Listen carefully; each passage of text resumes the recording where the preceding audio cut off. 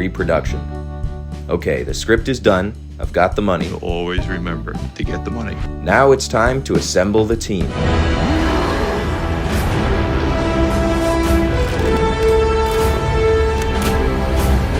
The best part about film school is that because we all needed crew on each of our films, we all had crew on each of our films. It was just a matter of figuring out the positions.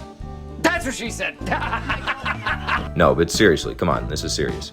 On every crew, you need a strong AD, or assistant director, someone to help run the set who knows the project as well as you do. In this case, there was only one person for the job, my producing partner, Matt Bailenson.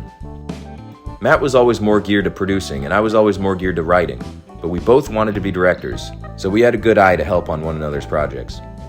As DP, or Director of Photography, I recruited my good friend Stephen DeKemper, who had always had a strong eye for visuals, and happens to be cool as f***, which is always good on a set.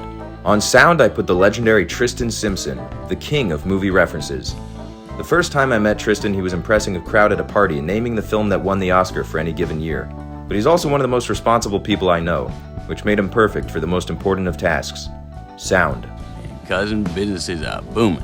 But then a friend from out of town offered to do it for 4 of the 6 days, so we swapped Tristan into an equally important role that he turned out to have a particular skill set for. Script supervisor. The script soup is in charge of continuity, among other things, involving, You guessed it. the script. Usually on set, the director won't have a ton of time to look through the screenplay. That's where the script supervisor comes in. Tristan would pay close attention throughout filming, catching any discrepancies between takes, whether in line delivery, or a flipped collar, or hair parted to the wrong side. Trust me, that shit will fuck you up in editing. Thank you, Tristan. As assistant camera, there was no one else I would dream of choosing than the other camera genius of the class. The man, the myth, Edgar Gonzalez Tornell. Edgar is the fucking man. We almost made a feature together called Fairly Normal Activity, foiled only by the harsh reality of the industry. I had no money and I was broke. Both? Yeah. As assistant camera, Edgar was often the actual cameraman, but was always focused on his main job. Focus. On Key Grip, we found a well-rounded filmmaker by the name of David Barkley, and under him I stuck my good friend Juan Pesquera and a guy named Shay. For combination makeup effects and production design, I hired my then-girlfriend, the talented Alexis Castillo, and doing set photography was our friend from the other film class, Claudia Leone. To round out the crew, we had Jenna Eisenberg as associate producer, and Dan Witkowski as a last-minute fill-in for Gaffer, as well as second AD, which we'll talk about a little later. And as the doctor said to Evel Knievel, now it's time for the cast. Matt and Jen and I auditioned probably about 500 people over the course of 2 weeks, meticulously taking notes on each and every candidate and narrowing it down to the best of the best.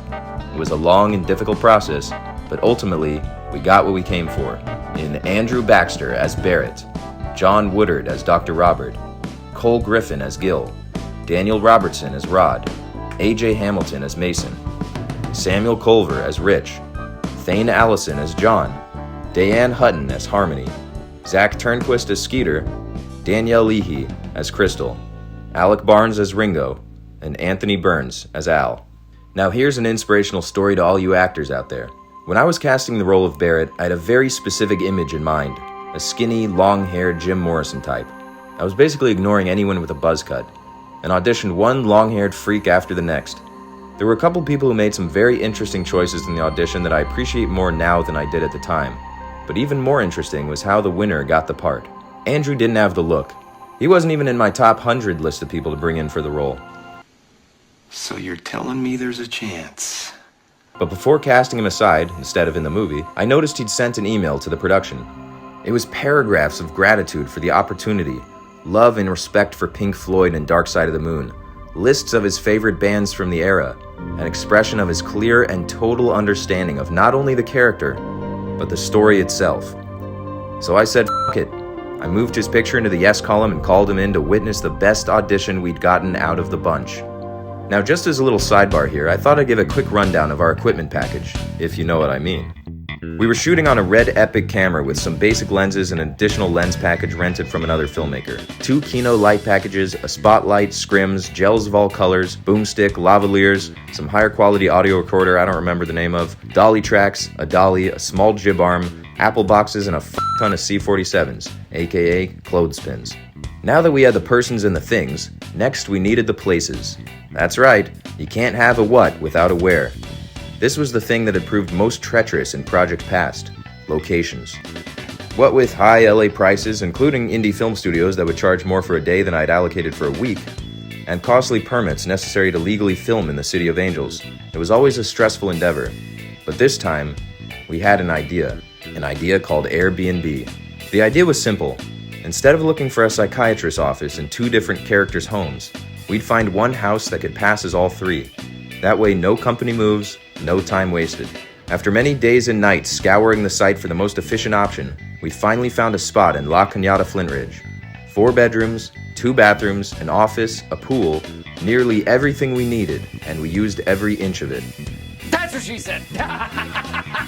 I paid for the place, then arranged a video call with the owner, Athleen, to offer her extra money to let us film there. The next and even more difficult location was the concert venue. Enter producer Matt to the rescue with a genius plan to rent out a local church that we'd used in the past to shoot the classroom scenes in our web series Teacher's Lounge, which I'll talk about more in the future. The church was cheap, convenient, and to top it all off, there was already a full band's worth of equipment on the stage. It was kismet. We were on our way. But there was one location I wasn't sure we'd be able to find. A location that wasn't a location at all, but a vehicle. A picture vehicle, as they're called in the industry. Buses, police cruisers, any specific car one might need for a film. A limo, a fire truck, or...